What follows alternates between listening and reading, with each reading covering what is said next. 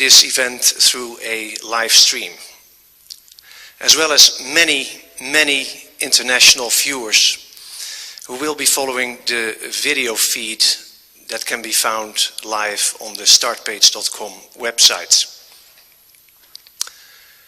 What does privacy mean to us? How do we value our privacy?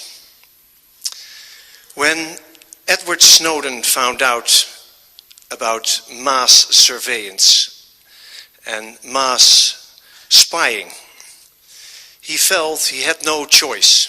He felt the only thing he could do, he needed to inform the people about it. He valued our privacy so much that he was willing to give up his own comfortable life as well as his freedom for it. And that's why we feel that he is our true privacy hero.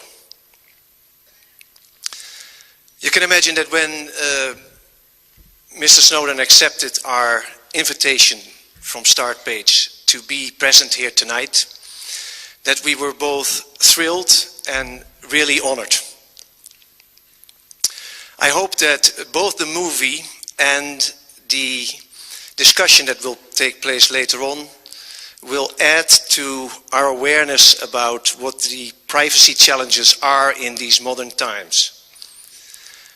I also hope that it will inspire us to actively defend our values and rights. I wish you all a very exciting evening tonight, and now I'd like to introduce you to the moderator of the evening, an excellent journalist and a well-known television broadcaster, Mr. Roderick Velo. Thank you.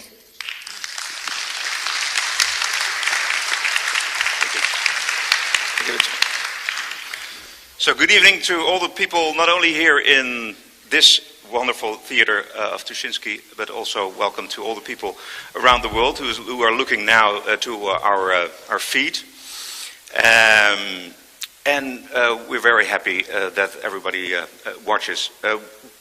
We're going to talk to Mr. Snowden, and I hope that Mr. Snowden is already there. Mr. Snowden, are you there?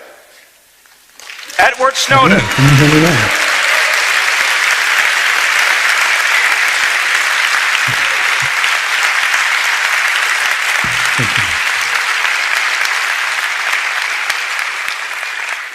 Edward Snowden, we are very honored to have you here. We collected a lot of questions from all around the world, from the people here in the audience, and we put them in a couple of subjects, so we're going to start with those questions right away. But first, the movie. Did you saw the movie yourself? I have, yes. Yeah. And was it accurate, do you think? Yeah, so of course it's a drama. So there are a lot of things that have been changed. Things like a number of different officials throughout my life in different positions were sort of translated into one big super. And just for the text so they know, I'm hearing myself being fed back on the line a little bit. But the thing that I was most concerned about with the film, the question that was really burning in my mind was, would they get the technologies right? Would they get the policies right? Would they get the programs right? And how they're actually affecting our lives. What is mass surveillance? How does it actually work? How does the government justify it and claim that these things are not only legal, but are actually right? In this context, the movie is actually surprisingly accurate for a drama. And that was something that left me with a good feeling. Yeah. Did you have a lot of contact with Oliver Stone for the movie? Yeah, he came out several times and we spoke. I was able to meet with the lead actor as well, Joseph Gordon-Levitt, who was a wonderful guy. He's so warm, so charming. And, you know, I thought we were just going to sort of talk about how things were, you know, what his focus was, talk maybe a little bit about the politics behind how this all fit together and how this came to be. But he didn't tell me, but of course, as an actor, what he was actually there for was to try to understand how I move, how I speak, my little mannerisms and things like that. And he tried to put that into the film. Fantastic. Was the trick, the famous trick with the Rubik's Cube, when you left the NSA, was that real? Happened that in real life, or is it just a way to, you know, to hide the real reason how you smuggled the chip? Sure. So I have to be careful in answering this because there is still an ongoing FBI investigation into me. My country's government considers me to be a fugitive. So I'll say this carefully, but what Oliver Stone has said previously is that this is a device for the film because no one knows what really happened. But what I can say about in real life is I did give, prior to leaving Hawaii, everyone in my office a gift of a Rubik's Cube. So there are many, many Rubik's Cubes going in and coming out of these offices past the guards all the time. And that's about as far as I can go. On this way, like this. Yeah, well, yeah, the security wasn't quite so hardcore as they show in the film, but yeah, people did carry cubes. Of course, we're going to ask you some questions about the new president-elect, Donald Trump. And the first question is from someone you probably absolutely know. It's Phil Zimmerman.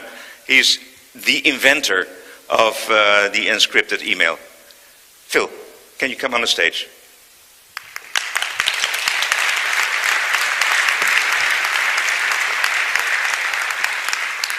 Hi. I don't hear anything. Let's see. Is there a switch on this? No, he is on. Okay. I think. Yeah. Okay. You know, a couple of years ago, I went to Moscow to speak at a conference, and I thought maybe I'd figure out a way to be able to meet you, but that never came to pass. You know, I saw Citizen 4, and I saw that, you know, as you were attempting to connect with Glenn Greenwald with PGP, and he couldn't be bothered to learn how to use PGP, my impression was, go find another journalist. So, anyway, you know, when I wrote the PGP manual about 25 years ago, I described in there the idea of that if we build a surveillance infrastructure like we seem to be doing, that it could be used by a future government that could be elected in a democratic election that could use it for their whatever evil purposes they might have. And I did the same thing in some Senate testimony in 1996. And, you know, I talk about that sometimes in a democracy, bad people can be elected. And if they inherit a technology infrastructure, a surveillance infrastructure, like what we've constructed, then they can use that to hang on to power. And I see that you made that point pretty clear in this story here. We now see that Trump will have a great deal of influence over what the NSA can do. Do you have any thoughts on that you'd like to elucidate on? Yeah, so there's a number of things. First off, for people in the audience who may not be so familiar with Mr. Zimmerman's work, PGP is one of the original encryption schemes for email that I used in my original contact with the journalists. It's fair to say that the NSA revelations could not have happened in the way they did in 2013 without this man's work. So I have to say thank you very much for everything you've done, not just for myself, but for the world. But going on to the broader question here, I try not to look at this as a question of a single election or a single president or even a single government, right? Because we see these things, these threats coming across borders. We see the same thing happening in Russia. They've got this new surveillance law called the Yarovaya package. Russians call it the Big Brother law. In China, on the day of the election, the news was talking about how the Chinese had just passed a new mass surveillance law, and they got away with practically no criticism from the international community because they were clever enough to say that they had modeled it on the United States' own surveillance laws. And because our last two presidential administrations had been saying that these powers were so necessary, they were so valuable, and they didn't hurt anybody, now suddenly they can't criticize these other governments for doing the same thing. But this is a problem. Because even if you think, all right, well, you know, we want government to have authority and powers to be able to perform its legitimate tasks of securing the nation, of protecting our communities, of investigating crimes, right? But how is this done, and where do they depart from this model? When do they start creating exceptions to what we have in the United States, our Fourth Amendment, which is an individual's right to privacy, where they say the government can't interfere in your communications, they can't arbitrarily investigate your home or take your letters or your emails, either collecting them or reading them, without going to a court and getting a warrant. But we have to recognize that even that barrier, the warrant requirement, the involvement of courts, doesn't mean the same thing in every country.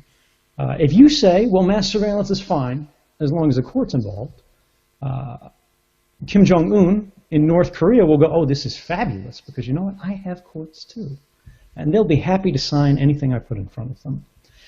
And this is really something that we need to remember, is we are never farther than a single election away from a change in government, from a change in policy, from a change in the way the powers that we have constructed into a system are used.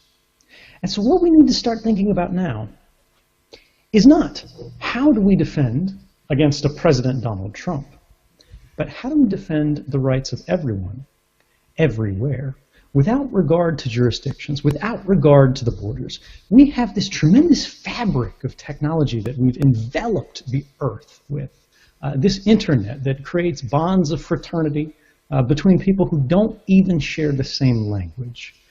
But this fabric of communications that was intended to empower citizens and individuals of communities and families is increasingly being used to disempower them. Internet service providers, phone companies, governments, and other corporations are beginning to spy on these things. They're lifting up that fabric to look at the lives underneath, whether it is for the purpose of profit, or whether it's for the purpose of power, or whether it's for, in some cases, legitimate purposes. But we have to think for ourselves, what if we start weaving this fabric in a slightly different way? What if we start changing that dynamic mechanism that we face in the status quo today, which means when you pick up your phone and you make a call to your mother, your sister, your husband, your wife, that call is transiting that global network electronically naked. Anybody can look at it, anybody can listen to it, anybody can read it. What if we change that so that it's protected by default? Every communication, every transaction you engage with is protected. And you don't have to take some activity. You don't have to teach a journalist how to use this sophisticated encryption program, even if it is 20 years old, and you hope that people should be able to get to use it at this point. Instead, we made this fabric work not just for Americans, not just for people in the Netherlands, but for the whole world. If suddenly we could not just support the human rights of people in Germany, France, Brazil, Iran, Russia, China, and America, we could enforce them. We could guarantee them through our technology. And I think this election reminds us that that capability is within our reach today, and we have not just the right to try, but the duty. I've devoted my career to trying to create that capability. End-to-end secure telephony is what I've been focused on in the last 12 years or so. I had the impression that you might have used something that I made for that too. we went through a lot of trouble to wipe out our email encryption service on the same day that LavaBit did, for what we thought was probably for the same reason. I hope that that was I hope that that helped. Edward Snowden, are you still there? Yes. I am. Can you hear me? Have we lost? Yes. Yeah. No, I can we hear had you. a connection. Yeah. Okay. Thank you very much, Ralph Zimmerman. Thank you so much for everything you've done. I think we like to see Edward Snowden all the time, don't you? There he is. Edward Snowden, one more question about the president-elect, the elections. Did you follow the elections? I did. I think everybody in the world did. Yeah. So, is the outcome better or worse for your case? For me, I try to focus on the issues that matter the most here. And while I obviously care about what happens to me, I am the least important part of any of this. This is not about me. This is about us. And when I see these changes in government, where we see these candidates who are extremely authoritarian, they believe that if we have the power to do something, we should do something. We stop thinking about wrong or right. We stop thinking about should or should not. And instead we focus strictly on can or cannot. These, I think, are civic dangers to everyone. And these are the things that we have to focus the most on resisting, not individual cases, but broad social cases. And this is the thing that I think we begin to forget when we focus too much on a single candidate. The current President of the United States, President Barack Obama, campaigned on a platform of ending mass surveillance in the United States. He said no more warrantless wiretapping. He said he would investigate and end criminal activities that had occurred under the prior administration, in the Bush era. We're talking about torture. We're talking about extrajudicial killings. And we all put a lot of hope in him because of this. Not just people in my country, not just myself, but people in Europe and elsewhere around the world. It was a moment where we believed that because the right person got into office, everything would change. But unfortunately, once he took that office, we saw that he didn't actually fulfill those campaign promises. Guantanamo Bay, the secret prison in Cuba, which he had promised to close on the first day of his presidency, is still open and likely will be on the last day of his presidency. He embraced the policies of mass surveillance, extended them, and entrenched them. And this isn't to criticize this president particularly. This is not to say Obama is what we should be worried about. This is to talk about a broader point, which is we should be cautious about putting too much faith or fear in the work of elected officials. At the end of the day, this is just a president. If we want to build or live or enjoy the fruits of a better world, if we want to make sure that the rights that we have encoded into our laws are actually reliable, that we live with them and pass them to our children, this will never be the work of politicians. This can only be the work of the people, of the population, because politicians do not simply do what they think is best. They do what they think people want to hear. They do what they think will gain them support. And ultimately, if we want to see a change, we must force it through ourselves. If we want to have a better world, we can't hope for an Obama, and we should not fear a Donald Trump. Rather, we should build it ourselves.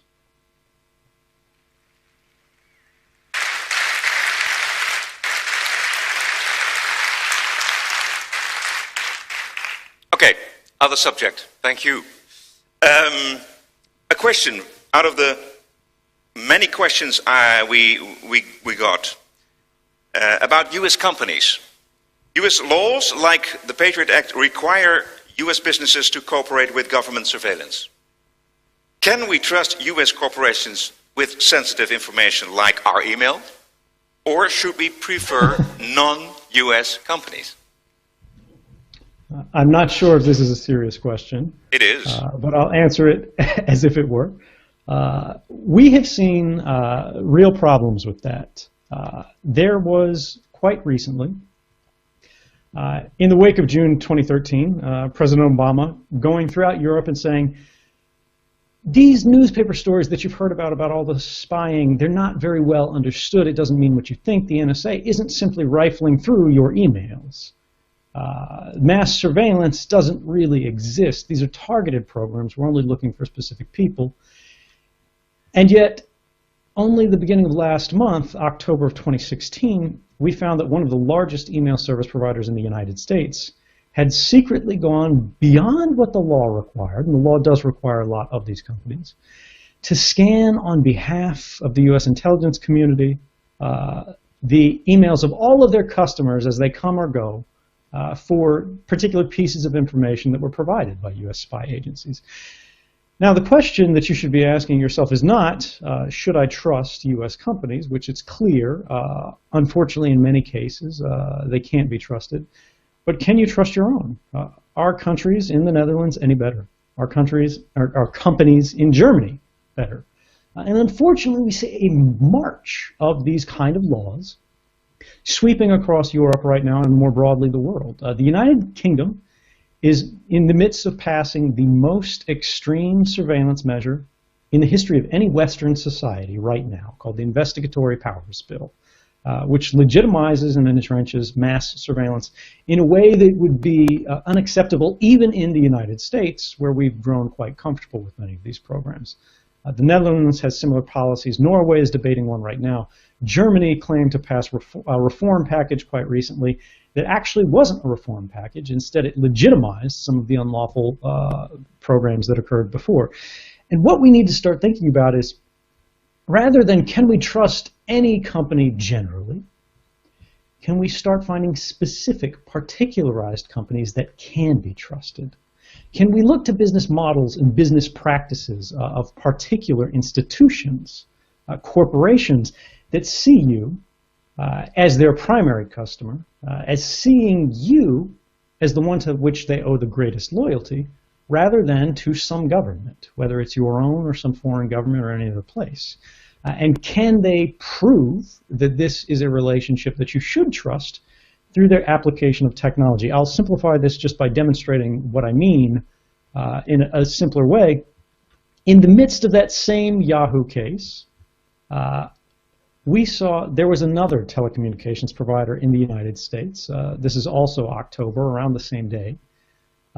This is an app called Signal, used for sending text messages on your phone or making calls that are encrypted, that are protected, that are electronically clothed. They're armored, like we discussed earlier, as they transit the hostile internet. And the FBI used these laws to go after this company. But rather than doing what Yahoo did and simply giving the government far more than what they asked for, they went to the American Civil Liberties Union, the largest civil rights organization in the United States, and they said, what can we do? And the ACLU said, well, you have to help the government as the law requires, but only what the law requires. And Signal said, well, can we fight this gag order? That meant we couldn't tell our customers what was going on. We couldn't tell the public how the government was trying to use our service for the purposes of gathering secret intelligence. And they won. And when they revealed what they actually turned over to the government, it was only this. These black bars are the entirety of the information that they turned over, which are only the phone numbers of the accounts that had been registered with the service, which the government already had. Because the government was saying, hey, pull all the records you have on this phone number. And they said, all right, here are all the records that we kept. And the only information they had was when the account was created and the last time it was connected. Because this company, Signal, this app provider, they weren't spying on their customers. That was not their business model. They weren't collecting records that they could then be forced to turn over. This is very similar to previous times in history when companies had collected a lot of information, but then there were changes, more militarized societies that came over, and then they had to hand over these vast databases of information that were used for the purposes of persecution. We should never enter that kind of world again. And the best way to defend against it is to make sure that you do not collect information as a business that you do not need. how do you think the awareness of the public is growing or fading already since 2013, since your actions? Yeah, I mean, it's natural for these things to sort of fade. People don't remember exactly what happened. Many people didn't see the original stories at all. When we go through the kind of things that were demonstrated in 2013, many of you have probably heard of the PRISM program. You've seen it in the film. You know the largest internet companies in the world voluntarily joined this program. You may have also heard about upstream communications, where rather than going to the internet companies themselves, they went to the phone companies. They went to sort of these fiber optic networks that tie the European continent to the American continent, and instead just listened to everything. But you might not have heard of other programs where the NSA was spying on the pornography viewing habits of individuals that they considered to have radical political beliefs. These were Islamists, to be fair, but these were individuals that the NSA's own top secret documents said they did not suspect of violence, and they did not suspect to be actually tied to terrorist activity. They just didn't like their politics. The United Kingdom was collecting images from people's webcams. If you happen to use Yahoo Messenger some years ago when that was a popular thing, the camera that was in your bedroom, they were collecting an image from every 5 minutes, and they were storing it permanently. In Australia, the same infrastructure that the United States government had built, the technology that we had developed and shared, they were using to identify the sources of journalists who had written reports that they considered critical. Programs that had been justified on the basis of national security, that they said were going to be used strictly for counterterrorism purposes, had instead been used to target U.S. lawyers, which is actually a violation of law, and not because they thought these lawyers had some special intelligence that would save lives, but rather because they were negotiating a trade deal with Indonesia over the price of shrimp and clove cigarettes. These things will fade, but there is one thing that we should remember. When we look at the investigation into the effectiveness of these programs, the U.S. government's own staff, right? These are not sort of liberal reformers. These are not people who want to see an open society. This board was comprised of individuals such as the former deputy director of the Central Intelligence Agency, Michael Morrell. And they found that this kind of mass surveillance that had been justified on the basis of countering terrorism had actually never been useful in that context. It had never stopped a single terrorist plot, and it had never made, and this is the government's words, a quote, a concrete difference in the outcome of any terrorism investigation. These programs were never about terrorism. They were about economic espionage, they were about diplomatic manipulation, they were about social influence, they're about power. And that's what espionage has always been about. Countering terrorism is not an intelligence activity in the traditional sense. That is a police activity. And when we hear people, when we hear spies, when we hear politicians saying, give up your rights to allow us to create these intelligence infrastructures of extraordinary powers because terrorists exist in the world, you should remember that there have always been terrorists in the past. We have always been able to counter them effectively, and we did this through the traditional means of police work and investigation that have always been effective in the past. Why are we proposing to throw away all of the rights that people fought and died to establish over centuries of human civilization for programs that even the U.S. government says were never effective? Okay.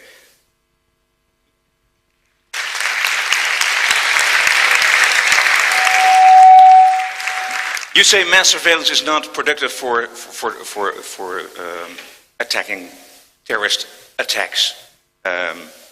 But intelligence services need some information, a lot of information, to protect the people, they say, and we believe.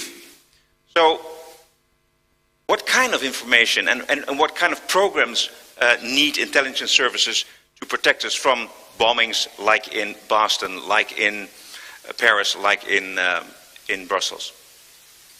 If mass surveillance is not appropriate. Yeah, this is an excellent question because when we look at the Boston Marathon bombings, for example, this was during the height of American mass surveillance. This was before anybody knew it existed, before it had hit the newspapers. And they were collecting the phone calls of everyone. They were collecting the internet activities of, people indiscriminately, just in case they were useful. And it did not stop this attack. And it did not stop this attack even though we had been specifically warned by foreign intelligence services that these individuals were associated with terrorism. Much the same in Brussels. Now, we had known about mass surveillance in a broad sense here. But in the Brussels attacks, Belgium had been warned, by the Turks in this case, that some of these individuals were associated with terrorism. So it begs the question, why did mass surveillance fail to catch these individuals?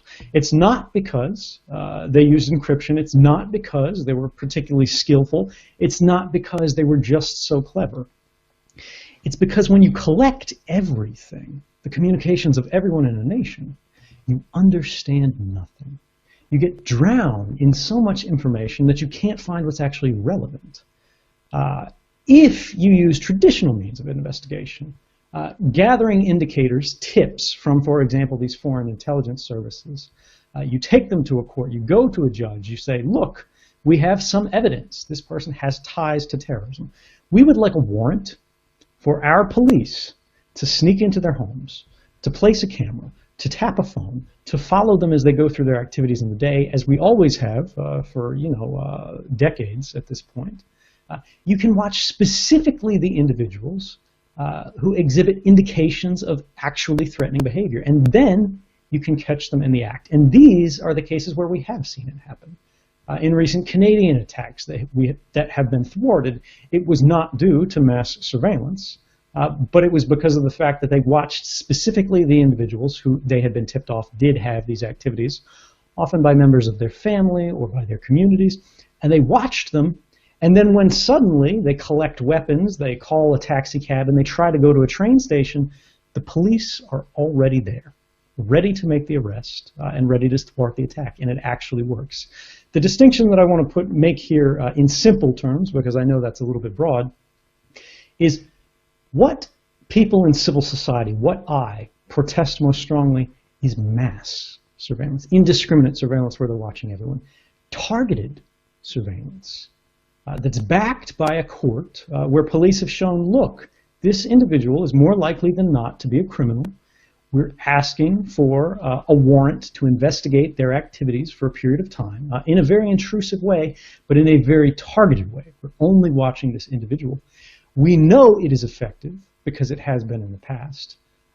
And we know that this is the least intrusive means of achieving these investigative goals without destroying the rights of everyone else in a free society.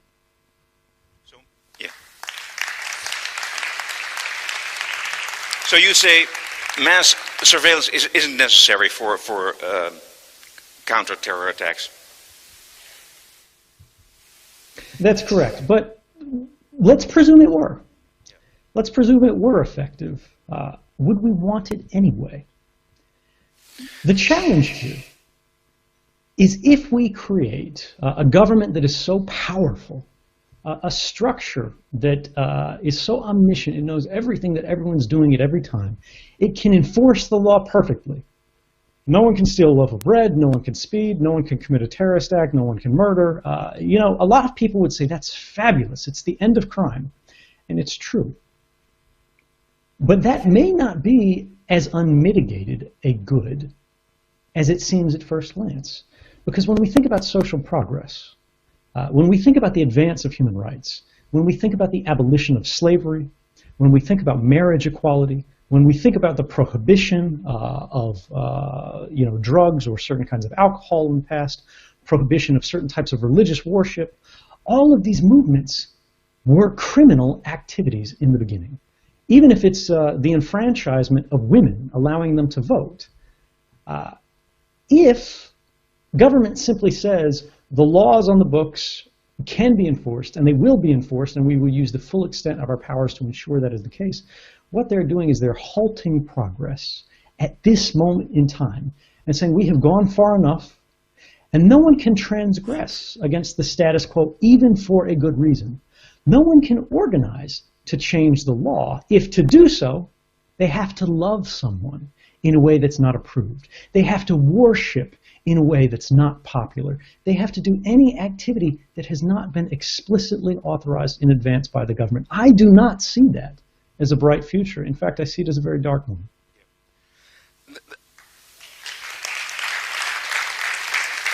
I really like to ask you what we can do about that. But first, this is quite a bad situation where we're in now. But I want to make it worse, because I have a question about the way, let's see, where have I the question? Yeah, the technology develops enormously. Everybody can buy the software to spy on one another. So how can we stop Big Brother before we going paranoid? Yeah, so this is a very complex technical question, and I'm very comfortable saying that as of today, we don't have an answer. We have ideas, we have directions for research, but this is not a solved problem. And for the young people in the audience, this is a problem that you could solve. What we're seeing today is the atomic moment of computer science. We're living through it. What nuclear physics had in the last century, we are seeing for this discipline, computer science, today in our lifetimes. Technologies that we expected to be a benefit for all of mankind are being subverted. They're being corrupted in subtle ways to work contrary to those purposes. And we have to find a way today to change that direction and make it serve humanity rather than master humanity. And the ideas that we're looking at here are for simple methods to do things that we've never really considered before. For example, encryption, as we've talked about before, protects what you said on a phone call as it crosses the internet. It protects what was written in a text message. It protects your picture so no one can see it if you share a photograph with someone. But it does not disguise the fact that you sent a photograph or made a phone call or made a purchase or visited a website or necessarily bought this book from a bookseller online. And these things on their own can be very dangerous. These types of activities are called metadata, right? And these communications, or these records about your activity, even encrypted communications, are private activity records, right? But they have no meaningful legal protections today.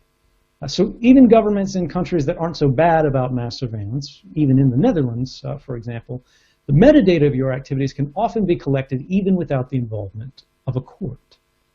And this means you can create perfect records of private lives without ever reading what was actually said in the message.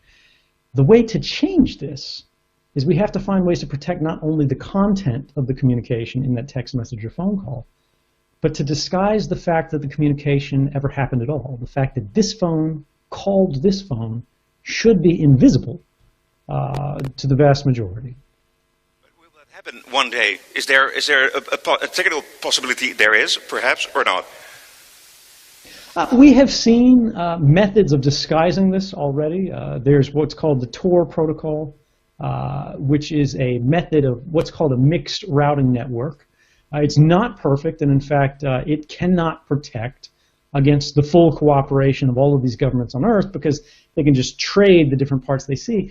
But what it does is instead of sending your communications from here to here, this computer to this computer, it sort of bounces them around the world in a lot of jurisdictions. So you can't see the direct relationship. But this is very crude. This is like inventing the very first wheel, which is kind of a rock that sort of rolls, but not in a very effective manner. But as we refine these capabilities, as we look for more models of achieving the same ends, it is perhaps possible. And the easiest way to illustrate this is the way that radio frequency broadcasts work. For example, if you think of the prior generation, or as you listen to music in your car, there's a tower somewhere that's sending communications, and anyone can hear them, but there's no record of who is actually listening, who actually received the signal. That's not to say this is an effective means for resolving our problems today in this context, but there are many things that we thought impossible problems in the past. But eventually, through dedication, by pursuing the problem and by recognizing that these things matter, we found solutions. Can you name 3 very practical things how we all can protect ourselves today for spying, by other people, other corporations, governments? Certainly. The first thing would be careful about what you share with large service providers. When you're talking about Google, when you're talking about Facebook, everything you type in that Google prompt is being stored and saved forever. They're not asking you if you want that, they're just doing that. There are alternatives like StartPage and other providers that don't store that information. There are social networks that are not Facebook. Edward Snowden, you say don't use Google? You say that? I say if you can avoid these things, right? This is all a case for you. You have to decide for yourself what the level of convenience versus threat truly is. But the idea here is you want to control what kind of records are being created and stored about your activities. But more broadly here, we don't want to get into a point by point of doing this, doing that, using this service, not using that service. You want to talk about broad technological capabilities. The first thing you can do is encrypt your devices. If you have a newer iPhone, it's already happening invisibly. If you're using an Android phone, you can go into the settings and encrypt your phone. So if it's lost, a criminal can't just open it and read everything. Use two-factor authentication. We've seen recent hacks about the election in the United States and other things like that, where someone will send you an email that appears that it comes from Google. It looks identical. So you click it, you type in your password, and now someone else has gained access to your account. There's something called two-factor authentication, which you could use for if you do use Google, for example, your Gmail account, that will require something like another code that comes from a token where you just tap it on your phone and it gives you a code that you can enter. So if someone does this to you, you won't be affected by it, or it sends you a text message. There are many things you can do. Use Signal, that kind of application for protecting your text messages, for protecting your phone calls. Use Tor when you're browsing on the internet. The Tor browser won't give you perfect security, but you will be far safer than if you were using a normal Internet Explorer or Chrome or Firefox browser. And these kind of things lead us to a larger point, which is you as an individual should not have to do this. You should not have to make these decisions. You should not have to study to be safe using the devices that you rely upon every day.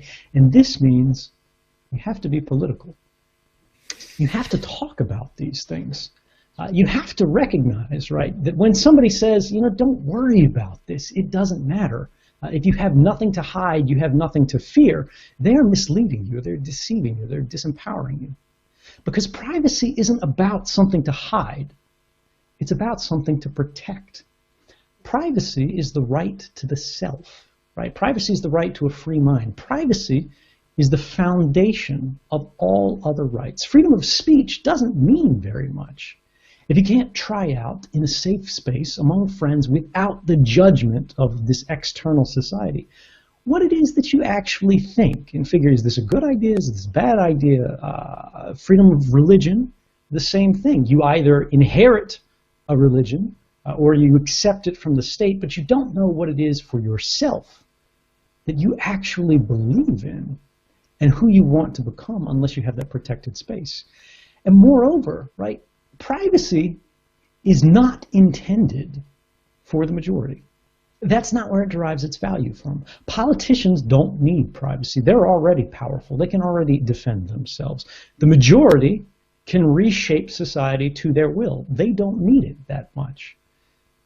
But minorities, vulnerable populations, people who are a little bit different, people who are a little bit unusual, people who don't fit in, even in a small way, if you disagree with the majority opinion, you are the one that privacy is for.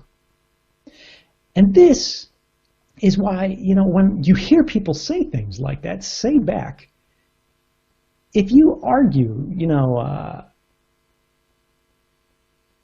if you have nothing to hide, you have nothing to fear. That's no different than saying you don't care about free speech because you have nothing to say. It's an antisocial argument that says it doesn't matter what happens to the rest of society. It doesn't matter what happens to my rights because I'm okay right now. I'm not different. I'm not interesting, and I don't need to be.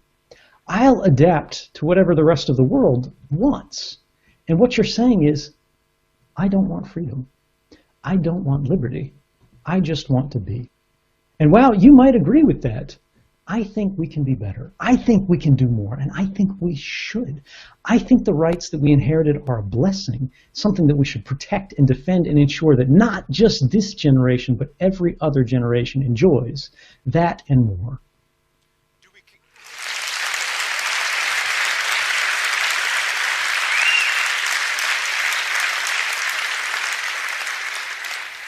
Do we care enough today? I think we do. I think the fact that we have so many people in this room, I think the fact that we have so many people joining us throughout the internet, I think the fact that we have so many people talking about this election and its implications for the world says that people do care. The difference is many people have been convinced that there's nothing they can do about it. It's not that we don't care, it's that we feel disempowered. It's not that, people think, Donald Trump is the greatest person in the United States. It's the fact that maybe they did not prefer the other option. And this is a challenge. We should never be asked as a society to pick between one or the other. Do you want this or that? We need to work cooperatively. We need to work together to build institutions that don't think about candidates, that don't think about a choice of bad options, but instead give us a world that we design, that we build, that we realize step by step, right? You don't just inherit the past and expect it to continue.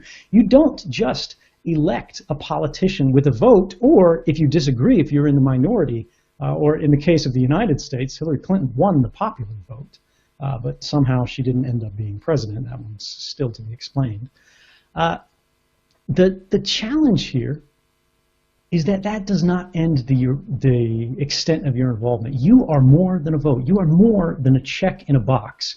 What you do today creates tomorrow. And if you don't start thinking about what you're going to do tomorrow, if you don't start thinking about the day after the election, the year after the election, and every other, you are not thinking about what being a citizen truly means. A vote is a start. A vote matters, but it will never be enough.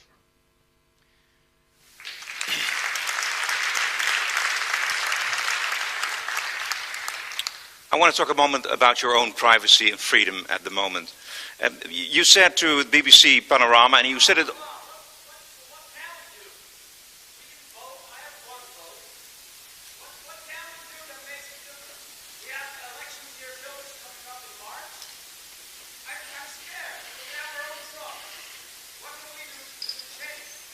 Did you hear that?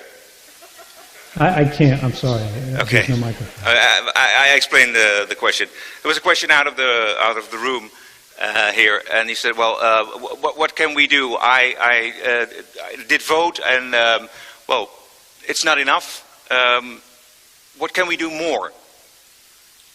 This is a great question. So a lot of people ask this because they think about, a lot of the conversation that's happening politically, particularly in the field of privacy, is an expert conversation. We're being excluded from it, not necessarily through a plan, although that does happen in some circumstances, but because it's too hard, it's too difficult. It takes a lot of study and understanding of obscure technology or arcane mathematics.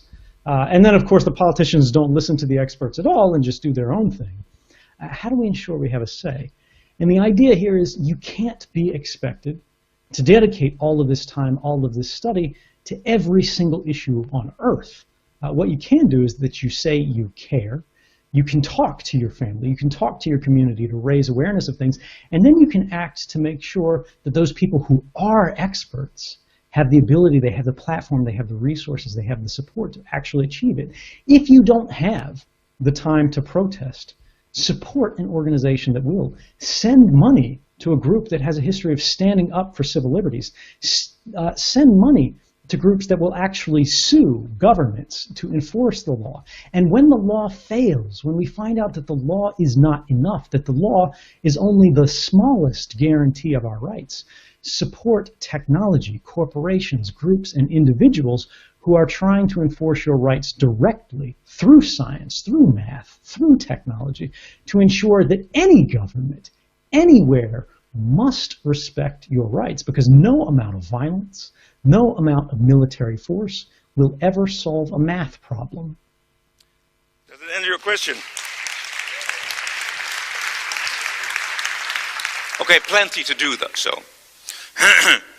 Now I want to ask you some questions about your own privacy and your own freedom at the moment. You said in a BBC documentary, in an interview, and also in the movie we saw it, you are willing to go back to the United States to stand trial and to go to jail. What do you want in return for that? Yeah, I've made it clear from the very beginning that I only have a single condition, and that's that I receive a fair trial. Now, what does that mean? That means being able to tell the jury why it is that you did what you did, and for them to decide, is this man truly guilty in a way that he should be sent to prison, or was this the right thing to do? And this is why we have jury trials. But the United States government charged me under very specific laws that are quite unusual in the United States, specifically to prohibit me being able to speak to a jury and tell them why it is that I did what I did. This, of course, is called the Espionage Act, a law that was intended to be used for people working as foreign spies. But they have used it increasingly against journalists in recent history and their sources in a way that's unprecedented. James Risen, one of the most famous reporters of the New York Times, called the current president's war on whistleblowers a policy that makes him the greatest enemy of press freedom in a generation. And it's not just him. This is not an isolated case. The executive editor of the New York Times, which is the largest newspaper in the United States, which is a very liberal, very pro-Obama newspaper. You know, these aren't sort of radical critics or anything like that. They said that the Obama White House is the most secretive they've ever dealt with. When I asked the government this, and I said, look, you know, as long as you let me talk to a jury, I'll come back. Let's have this. Let's have the people decide. They sent back a letter saying, we promise we will not torture you. And, you know, while that is a start, I think we can do better than that, and I think we should. Yeah.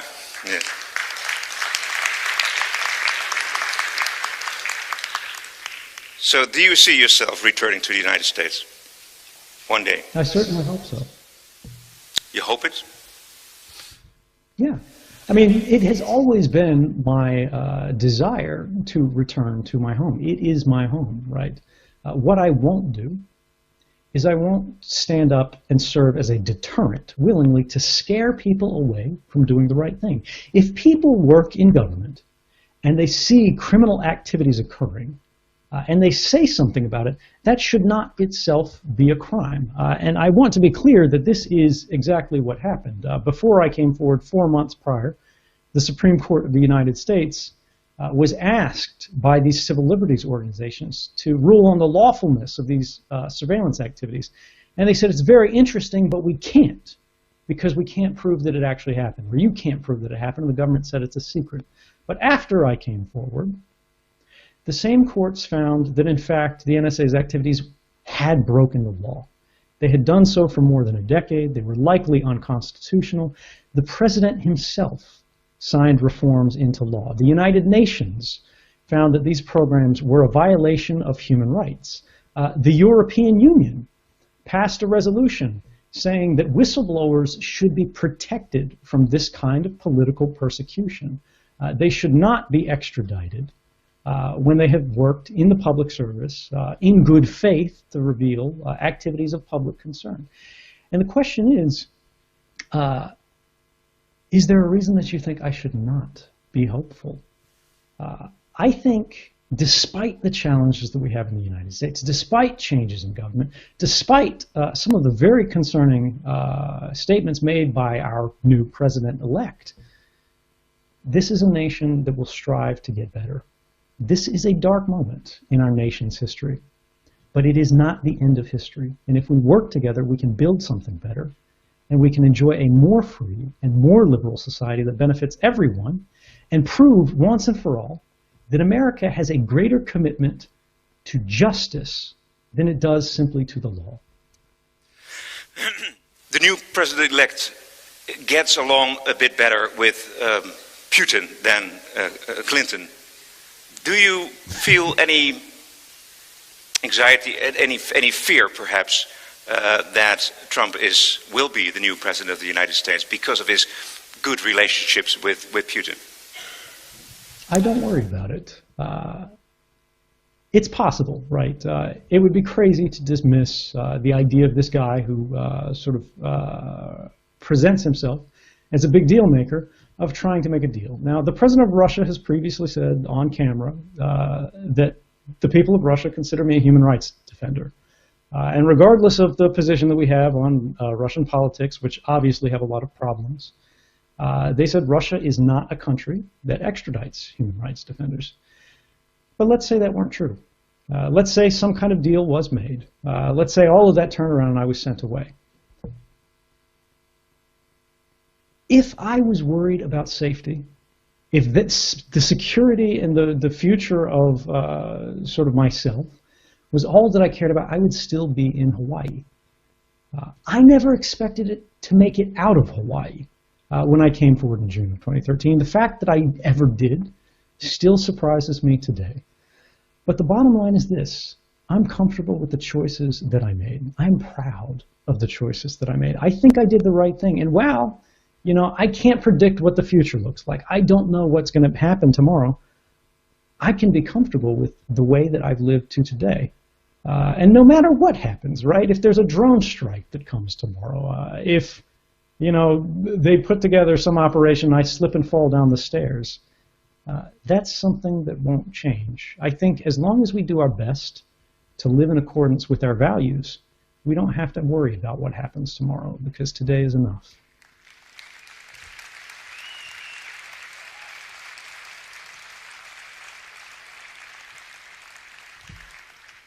For me, the last question. If you look to the rest of your life, what do you see? Well, so far it's going pretty well, I've got to say. I actually feel more connected.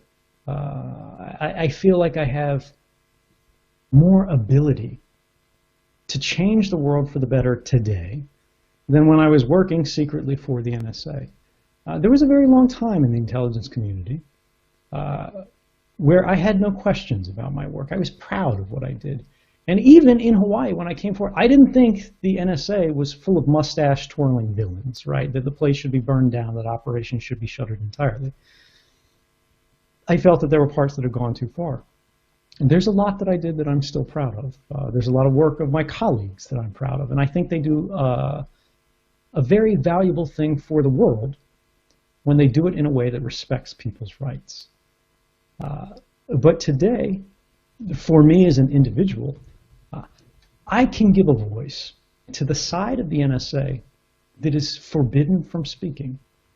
Remember, if you say these things and you work for the United States intelligence community, you go to jail for 10 years for every single statement that you make that they consider to be classified.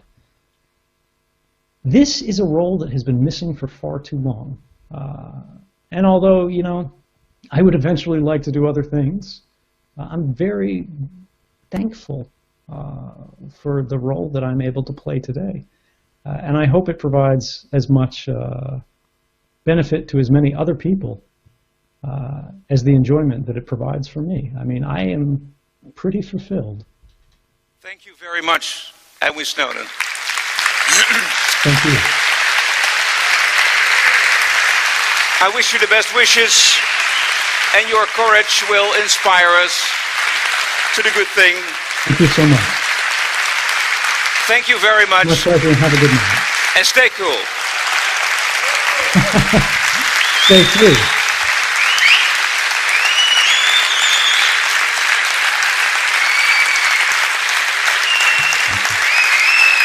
Good night.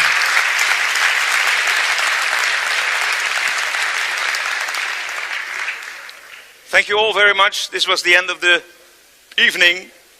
On behalf of startpage.com, who made this discussion and this conversation possible, a very good night. Welcome home.